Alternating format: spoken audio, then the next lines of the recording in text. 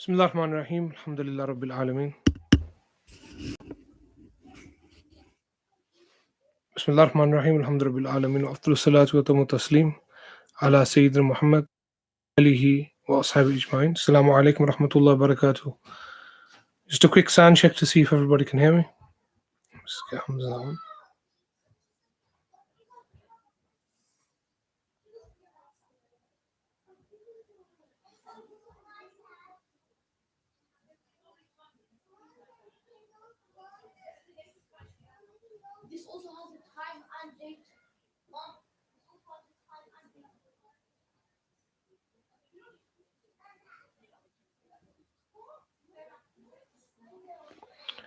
Bismillah. Okay, so I'll begin inshallah.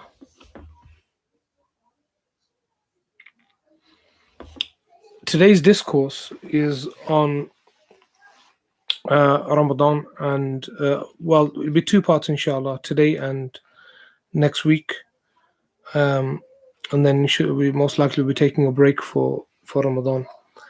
And it's to these two sessions are related to the Prophet ﷺ's Ramadan and how he spent the month. Yeah, brilliant. Now, the reason behind this discourse is I've taught this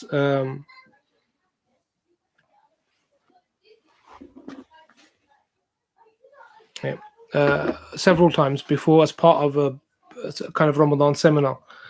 And it's important that we gauge or we explore actually the way that the Prophet ﷺ did Ramadan. And the reason for that is so often we misunderstand or I don't think we misunderstand, but we fall out of touch with the purpose of the holy month. And we kind of forget the spiritual importance and significance, and it becomes a cultural the cultural paradigm takes over. The idea how a particular culture molds our understanding of Ramadan. So it's good to discover almost the prophetic practices of Ramadan. So I want to begin with the month itself and the concept of fasting. So fasting is not a concept unique to Islam as in the last 1400 years. It was also fasting has historically been practice of spiritual people and all Abrahamic faiths, definitely. Allah states in the Quran that He made it obligatory for us, just as He made it obligatory upon those people before us.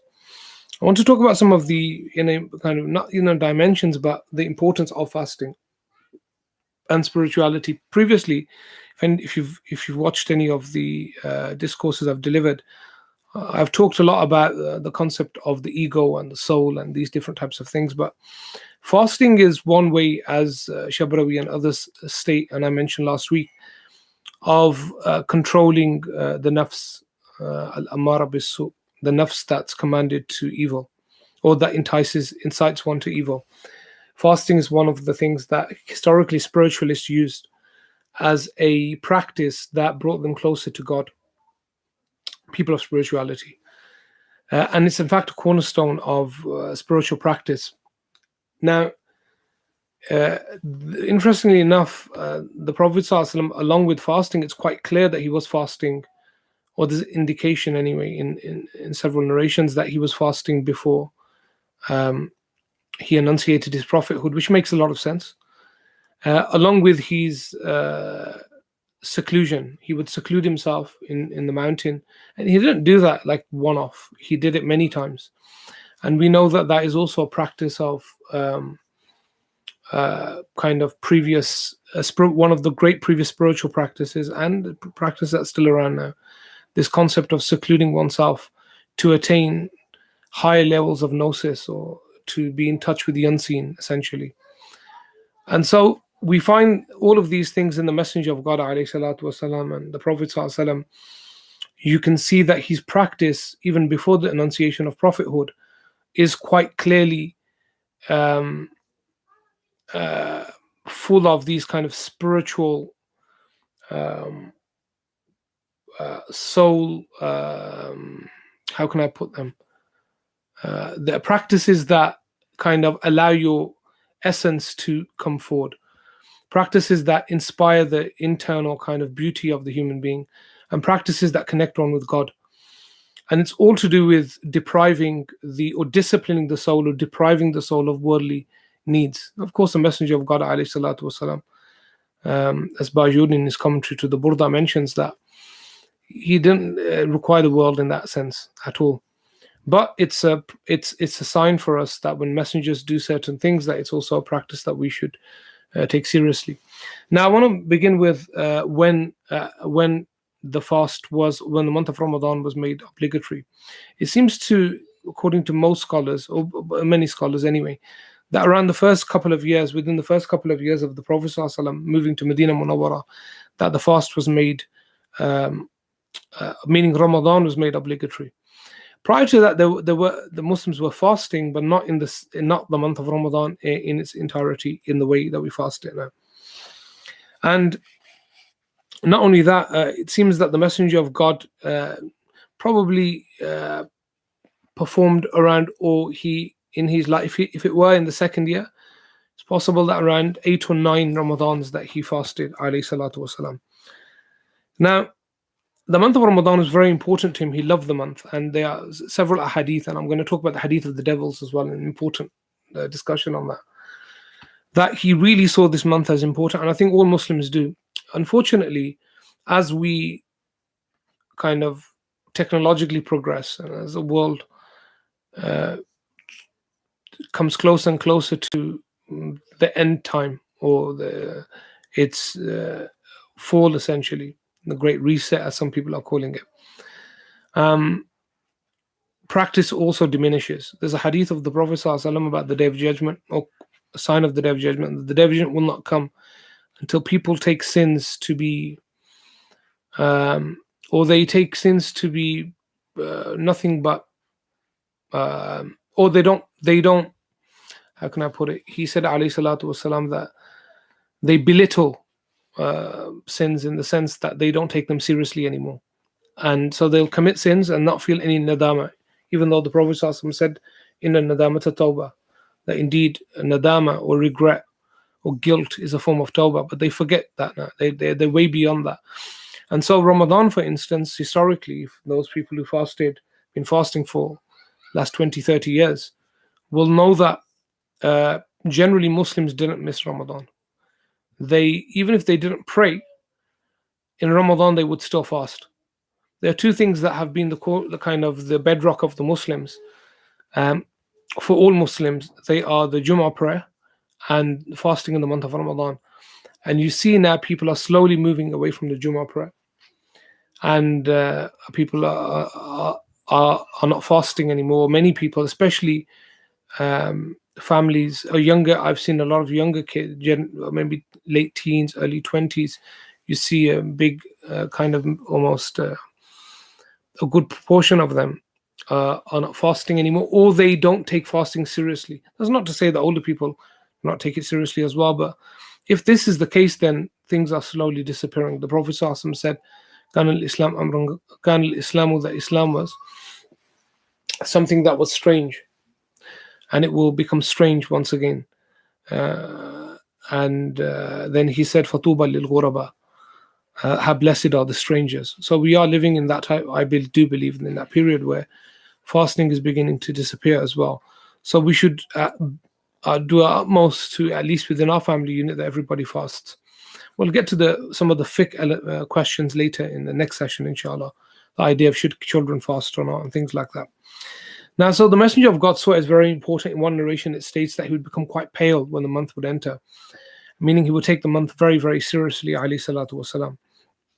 Now, of course, Ramadan is considered for all the Muslims to be the greatest month of practice anyway, for believers. And I want to talk a little about some of the things that the Prophet ﷺ said about Ramadan before I get to some of his practices.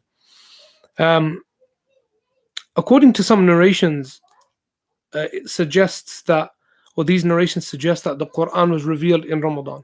And many scholars, Ibn Jawzi and others, have mentioned this, that it's possible that the Quran was revealed in this month. Now, But if we follow the Quran quite clearly, my opinion, states that um, because Allah says, "Shahr Ramadan, الذي أنزل فيه القرآن هدى للناس والفرقان," that God says that this was the month of Ramadan, the month that the Quran was revealed. It's also so therefore the first revelation would be in Ramadan, according to that interpretation of that verse. So it's blessed. So it's known as Shahrul Quran. Now, I just want to talk about Sha'ban very quickly before we get to Ramadan.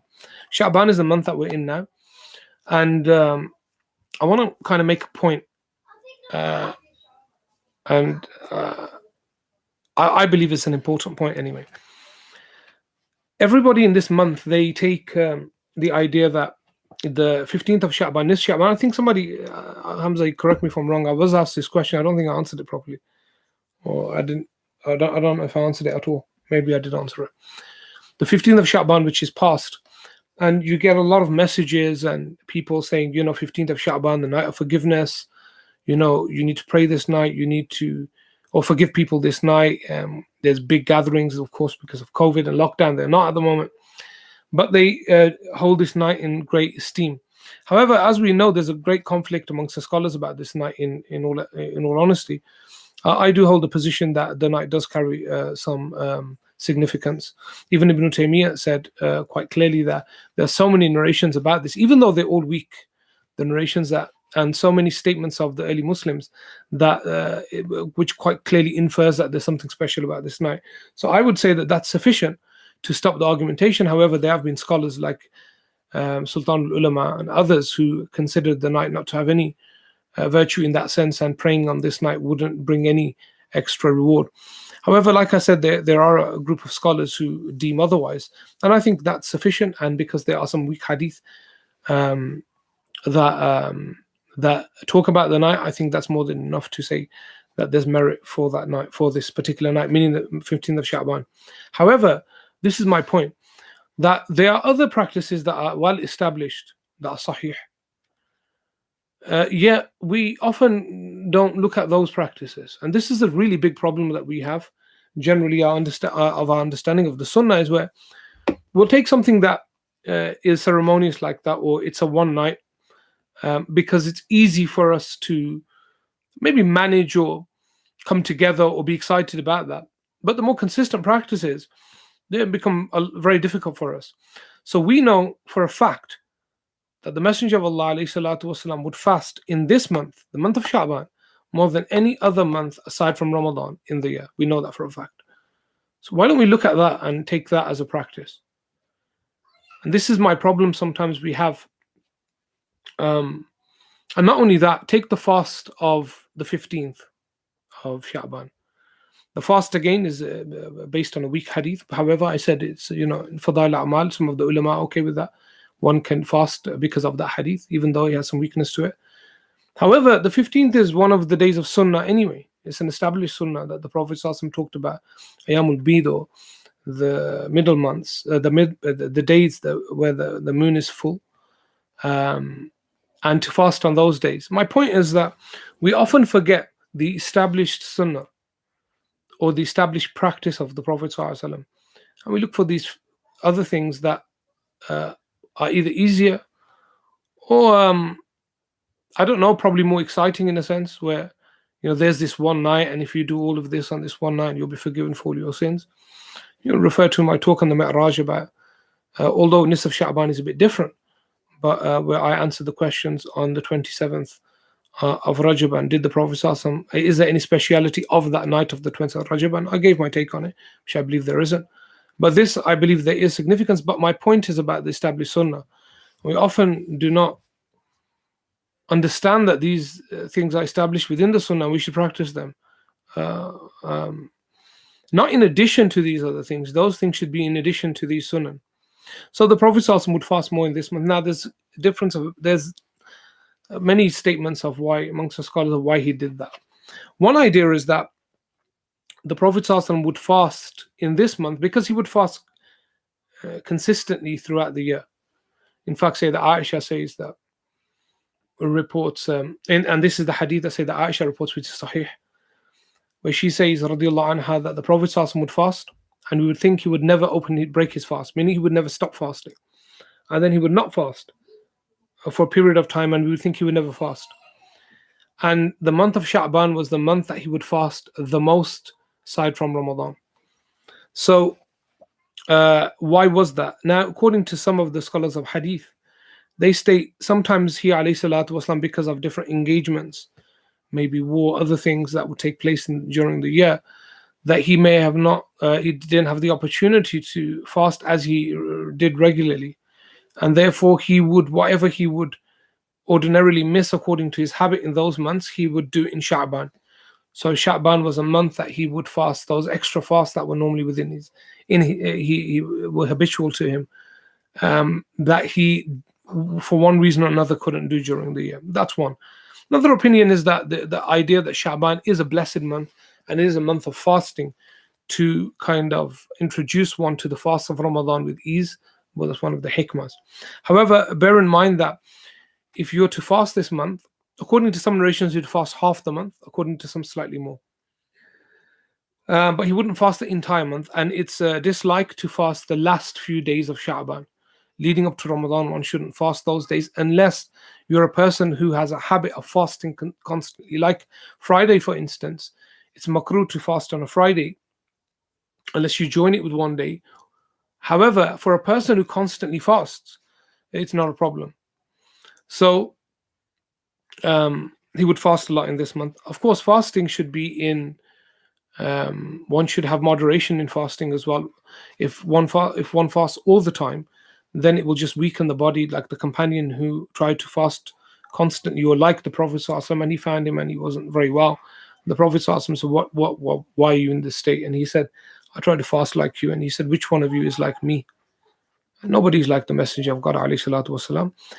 And he said, what should I do? He said, look, fast on these days. He gave him a number of days, and he said, I can do more. Eventually, at the end of the hadith, the Prophet ﷺ tells him that if you're to fast, if the kind of the most extreme practice or the extreme end of your fasting should only be the following: that you fast like the fast of Dawud. So you fast one day, you miss one day, you fast one day, you miss one day. So that's the most you should do. You shouldn't do more than that. So this was recommended by the Messenger of God only for him, however. This is not therefore established sunnah in that way. However, because it can harm somebody's body and people can't really, la yutiquna, they won't be able to cope with that type of fasting. And the Prophet ﷺ recommended to him because he was pushing the Prophet ﷺ for an answer. And so he said, okay, if you're going to do it and you want more, then this is the maximum for you. Of course, there are people who fast every day as well. They're very rare. And, they're not an example for everybody. And that's why it's quite important that we don't take fringe practices of maybe very specific people and try to make them established practices in the religion. Like Imam al-Qurtubi, when he talks about medicine, for instance. And some people, dervishes, or people that renounce the dunya, said that, medicine, one should not take medicine. And he lambasts the idea, Imam Qurtubi, and says this is the opinion of jahala, of ignorant people. And this doesn't bring you any closer to God. Medicine is fine to take. So let's move on, inshallah. So that's the idea of Sha'ban. So we should try to take it. Number two, the second point, which I almost forgot, is the idea that Sha'ban was known as Shahrul Qurra, the month of the reciters of Quran. That it seems that they would begin the practice of reading Quran in the month of Sha'ban, and then it would flow into Ramadan. And inshallah, I think next week I will talk more about that, about Ramadan and Quran, and why did the ulama talk about reading or mention reading one juz'a a day, one portion a day. Isn't that too much? What should one do? Recommendations, etc. I will give all of those next week, inshallah.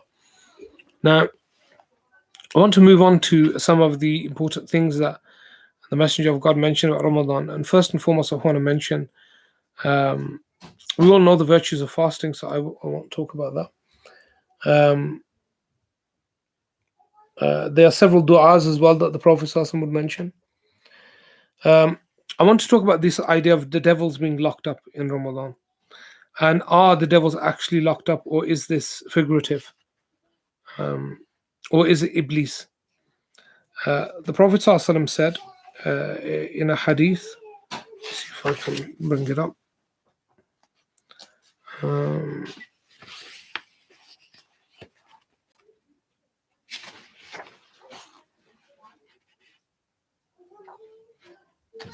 Here we go.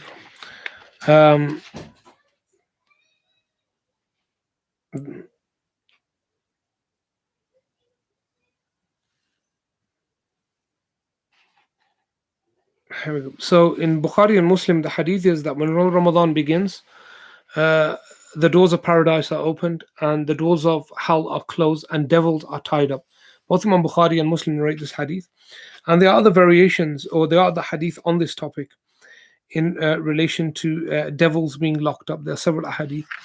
Now, there's a very interesting discussion amongst the scholars about this idea of devils being locked up. Is Iblis locked up in Ramadan, or what does it actually mean, shayateen? Now, according to some scholars, shayateen is general here, so it refers to all shayateen, including Iblis. So it refers to the idea that all shayateen, all forms from the jinn, are locked up, or rather, sorry, Iblis and his helpers are locked away.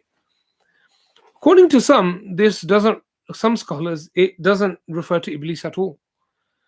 That shayateen is general, and it may be the case that Iblis is not locked up. I prefer to take it generally, the first position. Others have even talked about the idea that shayateen is just general in reference to the fast. That when one is fasting, that the shayateen are locked up in that context. So it's not the devil is locked up, and so he can't access you. However, like I said, the scholars have differed about this idea.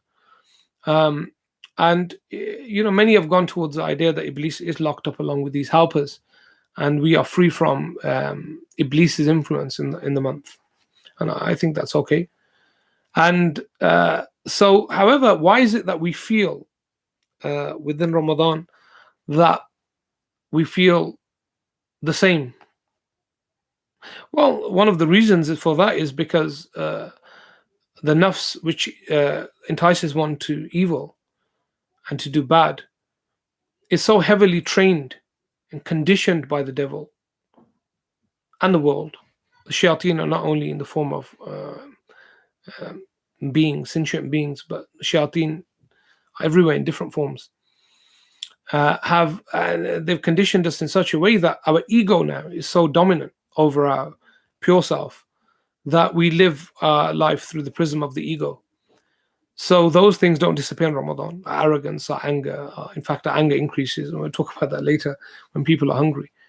All of those things still remain in Ramadan. So it's very, very difficult for somebody to enter Ramadan, begin to fast, and assume that automatically now I'm going to be, free from the devil, when the devil has been busy conditioning our ego and massaging our egos and conditioning our egos and engineering our egos in a particular way for many, many years. So it's not going to stop at the beginning of Ramadan. Even if he's locked away, that influence has a compounded effect or compound effect. So it's not going to happen. And that's why we should take some opportunity in Sha'ban to introduce good practices, so that when it comes to Ramadan, those practices will be easier. But those people who feel that automatically Ramadan is going to come and somehow you're going to stop being bad necessarily, or all these bad things are going to go, they don't go away. They may be suppressed with excitement for a while, and then they slowly come back.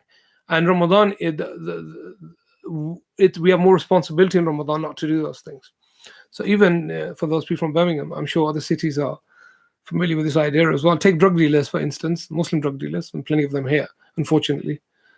Such is the state of our community now, where we don't understand hukuk al-insan, the rights of other people, and how we will have to pay for.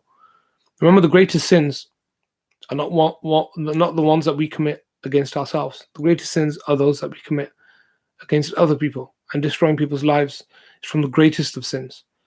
That's why it's one of the greatest crimes to deal drugs and destroy people's lives in that way. And um, and what it does to people's lives. There's a really good YouTube channel called Light and Dark. You can check it out. And it's a guy who goes around and he films drug addicts and how they became drug addicts. But we often don't hear the story, you see. And it's horrific when you listen to their stories and what they've been through and what they're going through. And to think that somebody that is Muslim, that claims that he believes in God and his messenger, would actually be part of destroying somebody's life in that way. So even they cease dealing drugs in Ramadan, uh, and which is good, of course. They say that it's very difficult to get marijuana in Ramadan. It should be very difficult to get marijuana, full stop. But I mean, in Ramadan, even they give it up. And the point is that that's the effect of the month. That's a kind of psychological effect on all of us, which is a great thing, of course. But we would hope that it would continue. So that's the original excitement. But then, of course, that wanes, and we return to our own selves generally to a certain degree after maybe 10 days when we begin to become tired. So that's the reality of the devils. I want to talk about a few other hadith, inshallah, before I get to the Sahar of the Prophet Sallallahu Alaihi Wasallam. Time-wise, we're good for time. So Abu Huraira mentions a hadith that Imam Bukhari, Imam Muslim narrate, that whoever fasts in Ramadan with faith for the pleasure of Allah will have all of his previous sins forgiven. It's a Sahih hadith, which is incredible that if you take out Ramadan to actually do what you're supposed to do, that God will forgive all of our sins. Remember, it's not difficult for God to forgive our sins. God can forgive all of our sins in one day. The famous hadith, Sahih hadith, narrated by the Messenger of God, narrated by Abu Huraira, about the idea that, even if our sins are the size of mountains, it's nothing to God that He can forgive all of them and it wouldn't affect God at all. Now, there are other narrations as well.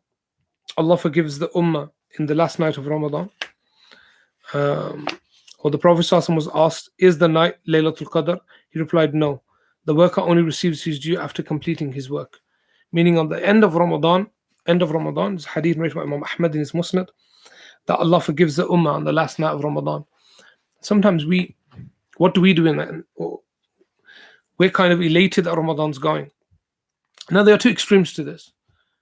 I'm not a big fan of collective weeping gatherings. But, one should have a personal moment, definitely. Of course, people can meet up at the end of Ramadan. There can be a talk and a reminder of what we've benefited from Ramadan. But we should have a private moment at the end of Ramadan, a private moment in which we feel a bit of loss that Ramadan is going away.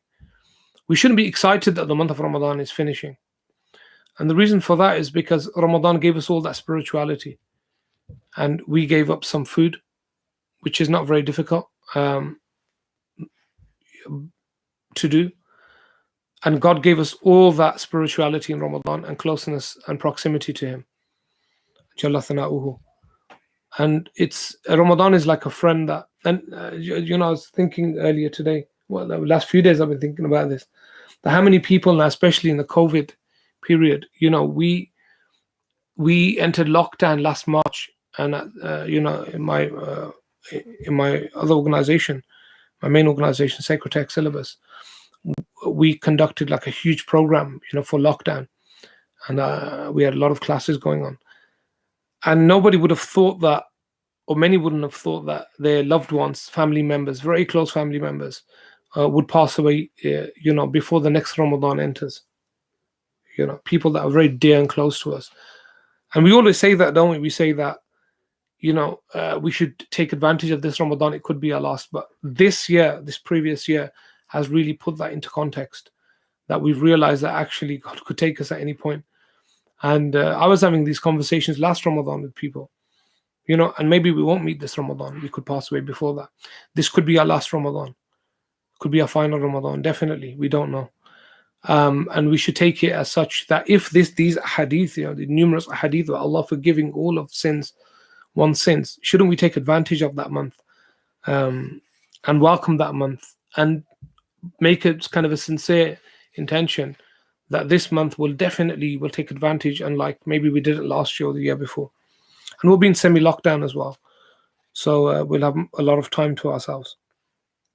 Now I want to move on to the next point, uh, which is uh, the idea of food and Ramadan. Now, this is an interesting one. Juma khutbahs. This is just a bit of a joke, but if you attend subcontinent, the masjids that were built by our great forefathers here, which who did excellent work. I really hate when people talk about how that generation were make fun of that generation, mock that generation. You should be very appreciative that that was that generation that built all the masjids. Our generation were it's very difficult for us to open a small center. And these so-called old people that were unwrote and couldn't read or write managed to build all these huge masajid. Yeah, they were not educated, they were not ulama that they could continue that work, but of course that's the job of the people now. We shouldn't make fun of those people ever, the work that they did, knocking doors for years, asking for money and building masjids and not taking a wage for it. And we should, we should appreciate, make dua for them. And many of them are passed away. Almost that entire generation, I believe, has passed away now. That built masjids in the 70s, maybe the early 80s, maybe even the 60s. I don't know. May Allah have mercy on them. So. But if you go to the masjids, you'll find a lot of the imams from the subcontinent, when they give the Jummah khutbah, they are going to quote the hadith. A Qudsi hadith, As-sawmu li wa ana ajzi bih. The fasting is for me, God says, and I will reward accordingly. I mean, it's up to me what I give for it. Now, very rarely, especially the ones that are massively overweight, will they mention. I mean, they would have to have a lot of jurra and guts to mention that people should eat less. I mean, it doesn't bode well if somebody on the minbar is like 20 stone or like 18, 19 stone sitting there and trying to talk about eating less in Ramadan. And they should be, in my opinion, I think there should be the kind of entry requirements to be an imam. One of them should be the imam's weight. Definitely, 100%. They should check his BMI. And if he fails on that, he should get on the treadmill, go to the gym, get jogging or whatever, and reduce it. And the reason being is because, remember, imams are representation. They represent the Messenger of God, alayhi salatu wasalam, to the masses, especially on Jummah. And if they're obese, like the Prophet said, that the day of judgment will not come until obesity is widespread. He would tell people to lose weight. He would say the worst vessel that the son of Adam can fill is his stomach. And of course, we all overeat to a degree, but there's no reason for men to be obese. That's down to you. And this idea that all these imams have health problems, they have health problems because they're obese. It's not the other way around. They're not obese because there's a kind of a pattern here. When I realized it, I think I probably mentioned this last time in my discourse. I was a few years ago. I did an itikaf in a masjid here in Birmingham, and so it came to Sahar time. The Sahri, and when we got there, you just come out of the room and it's laid out. It was just full of. I couldn't believe it actually. There was salan, pakore, samosa, everything that will probably give you a heart attack or give you heart disease if you eat it consistently. It was just it was the worst food one can eat. Iftar was no different. They were supplying food that was, it's just not good for you. And if that's what all these imams are eating, I assume, and then all these invitations that they have, people's houses, again, it's probably obligatory for them to refuse all the invitations because they have serious health problems. This is not the way of the Prophet ﷺ, especially in Ramadan. Especially in Ramadan. So let's have a look at firstly, the diet of the Prophet ﷺ, of course. The Messenger of God, diet was very important to him. In fact, he had no it seems he had no inclination towards food, very little. He would very rarely eat, and one of the reasons was, as Qurtubi talks about, the three stages of what the Messenger of God had financially. He said there was a period where the Prophet ﷺ had little to nothing in terms of material wealth. There was a period where he had a lot of wealth when he was trading, etc. And then there was a period where he had kafaf, where he had just enough. However, we find in hadith in Bukhari and other collections of hadith where Sayyidah Aisha says we never had bread in our house for 2 consecutive days, ever. Shows you that the Prophet ﷺ, why was that? It was because the Prophet ﷺ in many hadith is seen as having food, and then he just distributes it. People come and knock on his door, he gives it to them until his own family, the Al Bayt, are without food, and they do not have any food. So this was the way of the Prophet ﷺ. He was rahmatan lil alameen. He was al-Qasim as well, the one who distributes. And so he never thought about himself. In fact, there's a hadith of Sayyidah Aisha. He knocked the door, alayhi salatu wasalam, and he came in and he asked his wife, Sayyidah Aisha, is there any food to eat? And she said, Ya Rasulullah, there's no food in the house. And he would say, فَإِنِّي صَائِمٌ, then I'll fast.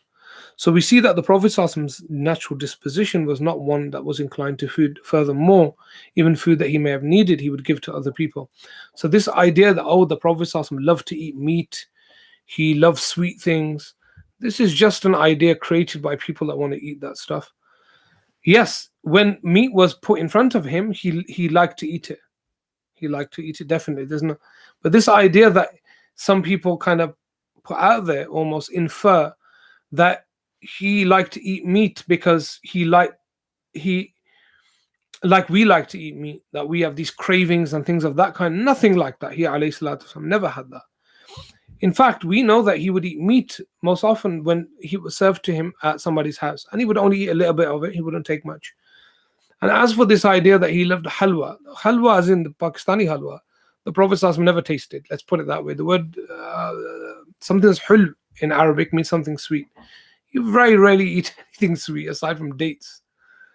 So this doesn't include cakes and all these other things. But anyway, that's just people justifying their own bad eating habits. But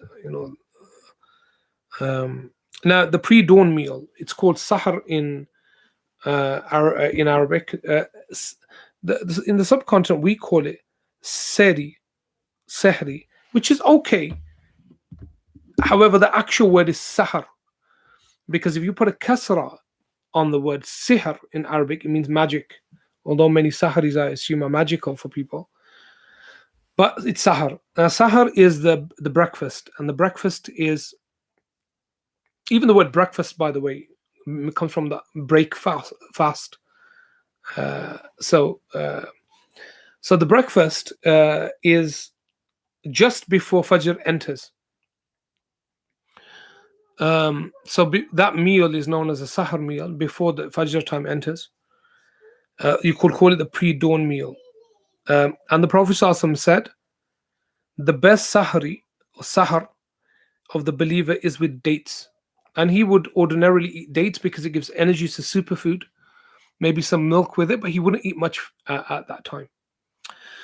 I would say that it depends on where you live and how long the fast is. Some places like England may need slightly more food at that time to fuel you for longer, but it definitely doesn't mean like a full 1400 calorie meal, something like that. Definitely not. And especially eating or consuming food that is very oily and full of salt at that time, you'll be coughing and burping all day. As we often find the mix of that and the iftar and the tarawih, when our privacy is invaded by people.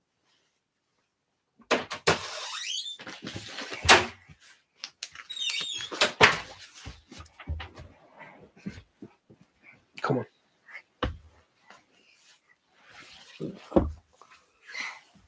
So whoever intends to fast should perform sahar with something, even if it's a sip of water, meaning the sahar is a great sunnah and one shouldn't leave it. So don't sleep through it. That's the point. One should wake up at that time. And even if you don't eat much, like if some people just have some Weetabix, or that's fine. But don't leave it. Definitely do not leave it. The Prophet ﷺ said, the blessed morning meal, he referred to as sahar as, and said, it is but a blessing that Allah has bestowed upon you, so do not miss it. Oh Allah, bless my ummah in their sahar. Seek the help of sahar in your fast and the noon siesta for your night prayers. And it's a beautiful hadith that for your fast, seek help from the sahar energy, eat something that will give you energy. And for your night prayer, take a nap in the afternoon if you can, and then you'll be able to wake up for your night prayer. Now, delaying the sahar. So we can eat all the way up to the end.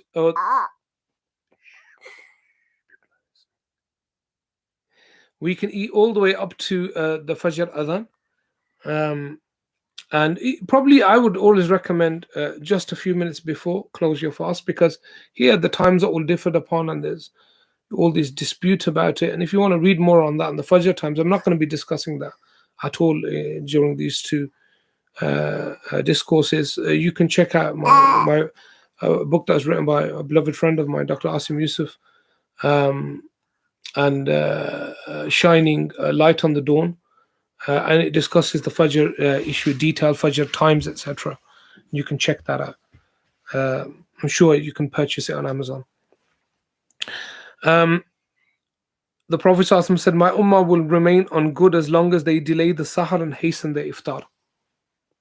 Okay, so this is the sunnah of sahar. So the idea is to eat food that's light, and to to eat that which is like superfood stuff that's wholesome, that keeps you running through the day.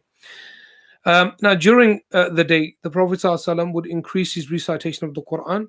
I'm going to finish in a few minutes, inshallah. And his generosity will increase.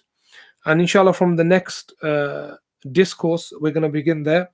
And I will talk about more about the day of the Prophet ﷺ, how he would spend the day, the idea of charity in Ramadan, the idea of Quran in Ramadan, the last 10 days and the importance about seclusion, and other elements as well, inshallah. Here, I'll take questions if we have any for the last 5 or 6 minutes, inshallah.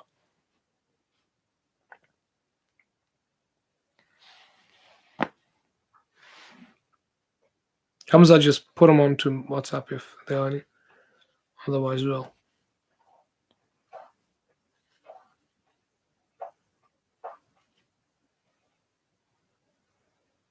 There was one question that I didn't answer last week, which was when I talked about reading La ilaha illallah 1,000 times a day. Yeah, and somebody said, what could we say is a daily litany without taking a sheikh or a path? Things that we yeah, I've got it. I'm sorry. Things that we can take from the Sunnah. Take Word Latif. Word Latif. It's all from the Sunnah. You can download it from the internet, Word Latif, and you can read it. It's not a problem. Imam Nawawi has an entire book, Kitab al-Adhkar, that's full of Sunnah du'as and Sunnah litanies. But Word Latif definitely is a good word to read, taken from the Sunnah. What could you build? What can we do to build good habits to tackle these problems of the soul? Simple things. We're all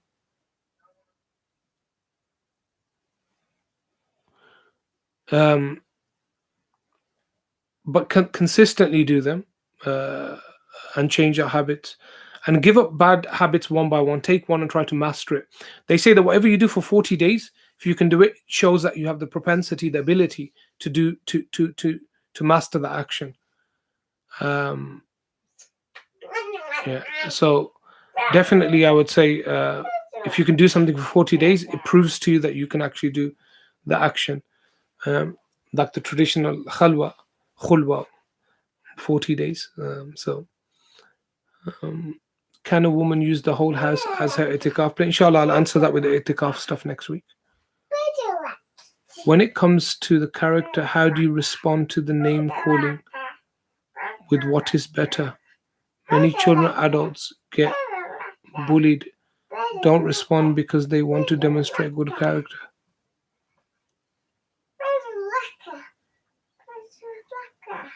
No, see, it depends, doesn't it? I mean, if you're being bullied, you've got to respond. I mean, courage is in the Sunnah as well. We don't stand for being bullied and stuff like that. If you have to make a stance, if somebody's insulting you, abusing you, you stand up and you defend yourself. Definitely, that's from the Sunnah. And so, no, no, no. We look. It's not about being passive or being this, punching bag. One shouldn't do that. If you need to speak the truth, you speak it. Sometimes you have to speak it harshly to some people. Depends who you're talking to. The idea of good character can still be there, but when some people need to be told in a particular way at times, especially those who are abusing other people and oppressing them and taking their rights away. So it depends on the situation and circumstance. Many people following the lectures on good character have become weak and are letting people walk out. No, you can't do that. That's definitely you. This is something very important. I do not condone people, or I do not interpret good character to mean you're a punching bag or you're a footstool or you're a no, nothing like that. If somebody is insulting you, you stand up for yourself. I mean, if somebody hit you, it's not in the look. Think about it. If somebody hits you, you're just not going to stand there and take it, are you? You have to defend yourself. Of course you do.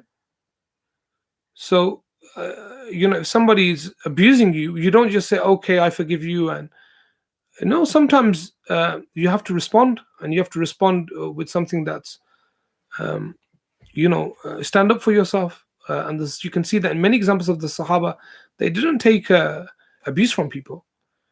When we're talking about good, Ali, don't do that, please. Please, don't do that. Don't turn the light off. Good boy.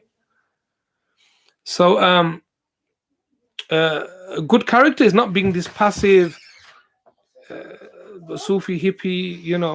We love everybody, and it's about just having good character with people and controlling your anger, etc. It's not about being you know, a doormat at all. I'm really against that idea. So stand up for yourself. Definitely, if somebody is speaking out of turn and has been bullying you and abusing you, you have to stand up and, deal with the situation appropriately within the law. I don't think I'm telling you to become a vigilante or anything, but I don't believe in that. A Sufi isn't a person. A person's spirituality is not a person who sits down and says, "Everybody, just walk over me," and bully me. It doesn't work like that. But each case needs to be taken. Each case is different, though. So it's very difficult to answer that question in that sense. Short surahs for Taraweeh, or is it more afdal to hear the full Quran?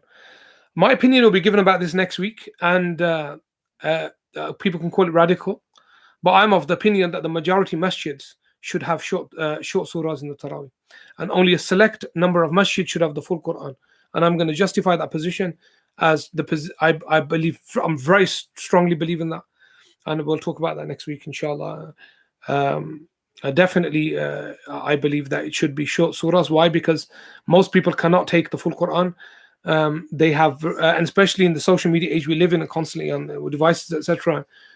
Short attention span, and people switch off after about 4 rak'ah and just doze off into and daydream or fall asleep. So how is that salah? Khushu in salah. So we'll talk about that next week.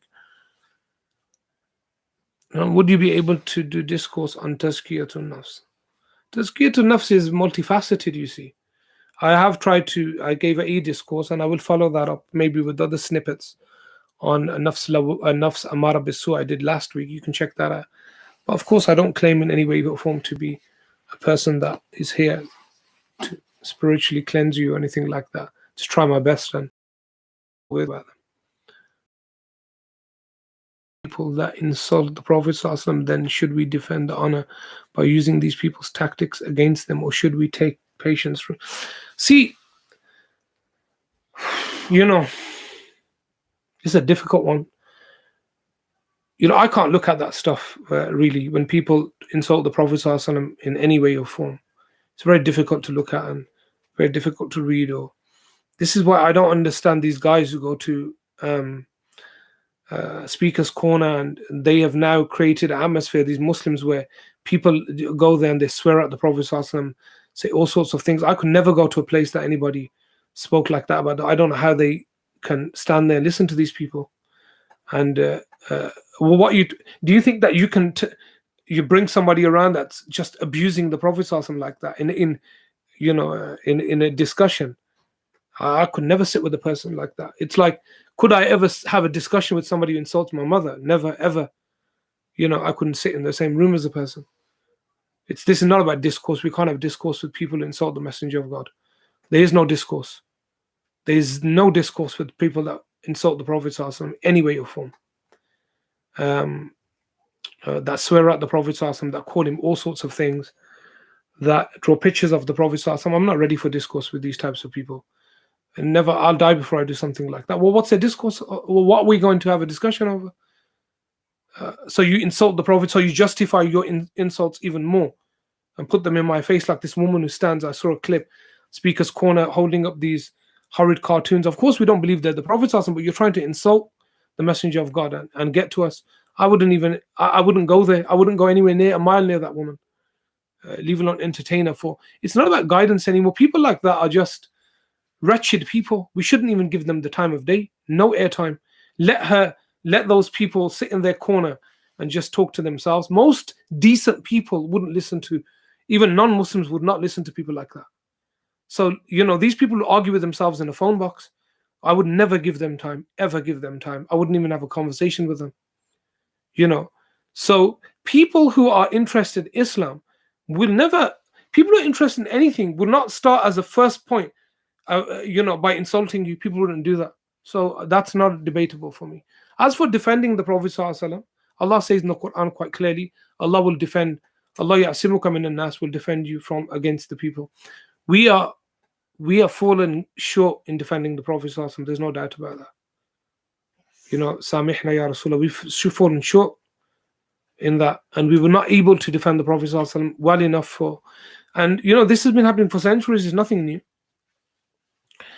That people have been, disrespecting the Prophet ﷺ and insulting him in this way. Now, people just to us, and it's difficult, isn't it?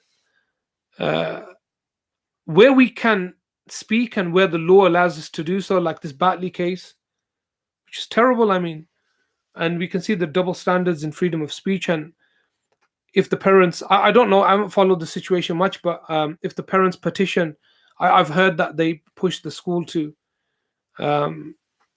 review the whole situation, and some teachers have been suspended. I don't know the details, so please forgive me for that. I don't know the details. But situations like that, definitely people should be taken to task within legal means. I mean, if you put pictures of the Holocaust up, people will lose their jobs for that. They would lose their jobs for that. So why is it that they can openly insult the Prophet and we have to bear with it within the kind of legal limits? No, we'll bear with it. Because obviously violence is, we shouldn't be violent at all. This is not, violence doesn't answer anything. And we shouldn't hurt people in any way or form. It's against the law. So we shouldn't attack people. It's haram. And we should live within the law. But however, we should not lend our eyes or ears to these things at all. Don't give them any airtime. Let these people just wallow in their own kind of psychological issues. And most of them have real serious psychological issues, these people. You can try as much as you want to insult the Prophet.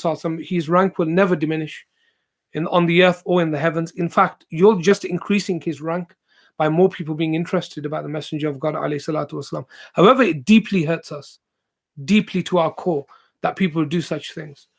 And so we should really, that's my take on it.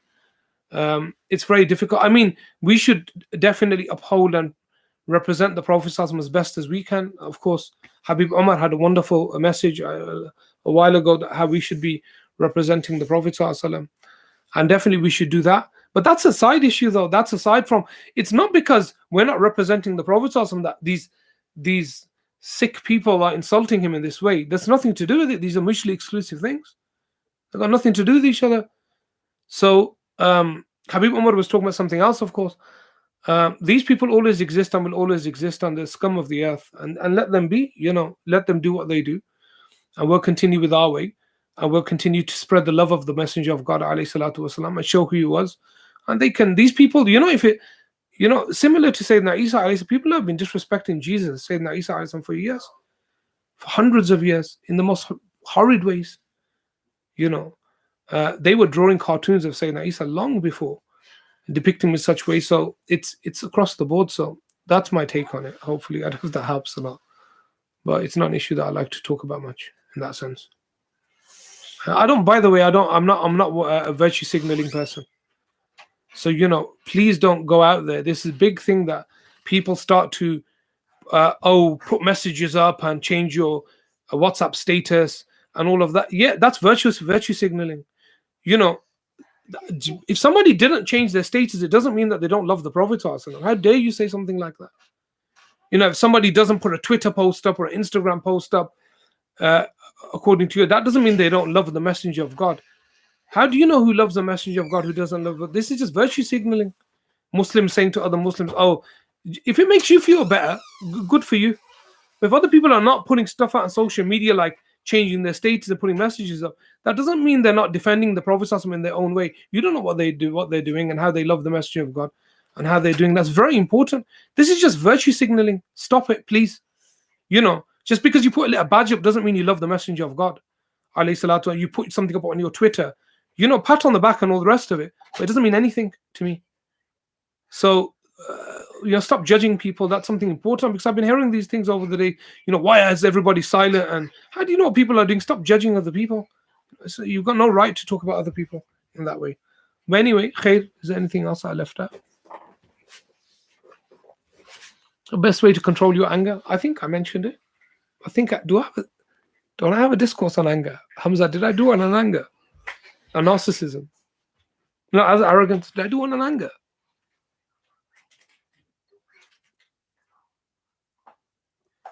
I did do a discourse on anger. Did I do one just on anger?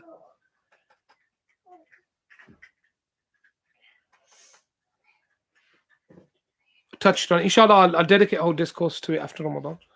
Hamza, remind me, please. Off topic, but Radiant Hearts. Inshallah, we're getting more information coming about Radiant Hearts soon. More information coming about that. So, we do have a seminar on Sunday. Check it out if you go on radianthearts.org. You'll see all the information on there, but a lot of information is coming out about that, inshallah. What is the felicitous soul? Dhikr or eating less? Or does it work both hand in hand? Dhikr, I've referred to my... I did do a discourse. I don't know if I did. I think I did. About dhikr. It's called Demystifying Spirituality. Maybe I've mentioned it in there, but dhikr is the least element. The greatest element is controlling your anger, and these eating less, etc. help a lot. So it all comes hand in hand. Our podcast coming back. Inshallah. Push Sheikh Shamus and we'll get the podcast back. But we've got so many projects going. It's inshallah the podcast will come back one day soon, inshallah. But at the moment I'm snowed in completely. So I'll try my best, inshallah. But it's on my mind. It's on the list for the podcast to come back, inshallah, after Ramadan. Things free up. We'll stop there. Everybody take care. And I'll see everybody, inshallah. Last week may be our last discourse, and the Ramadan we may take a break. There is a Ramadan program coming with Sacred Text. Inshallah, keep your eyes open on our Instagram and our website. And if you're on our mailing list for Sacred Text syllabus, there's a Ramadan program coming. But I'll mention it next week in more detail, inshallah. Everybody take care. I'll see everybody then. Assalamu alaikum.